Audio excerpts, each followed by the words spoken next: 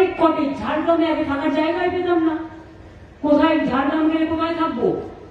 এখন দেখবেন প্রায় 40-50টা কটেজ হয়ে গেছে, কত ভালো।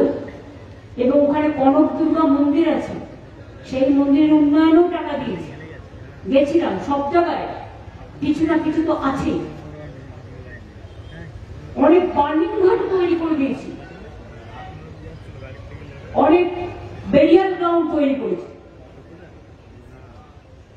আরো আগামী দিন করতে হবে, আরো যেগুলো বাকি আছে। একবারে তো সব হয় না। এই 14 বছরে যা কাজ হয়েছে আমি চ্যালেঞ্জ করে বলতে পারি আমি গর্বিত বাংলার মানুষের জন্য।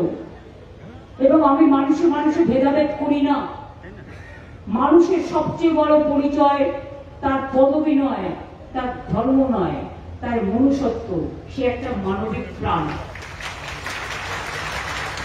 আমি আমার পদবী লিখিয়ে না পাইনি, তার কারণ আমি মনে করি আমার পদবী হচ্ছে আমার মনুষ্যত্ব, আমার মানবিক প্রাণ।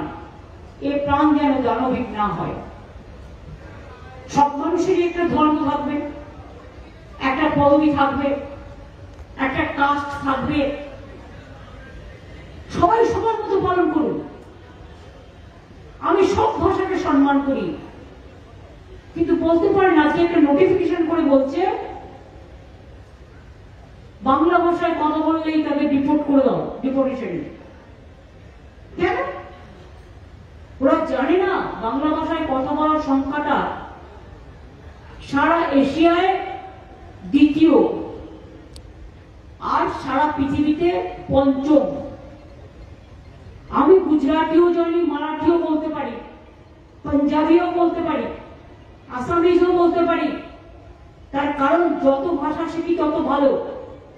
উর্দুও বুঝতে পারি, হিন্দিও বলতে পারি,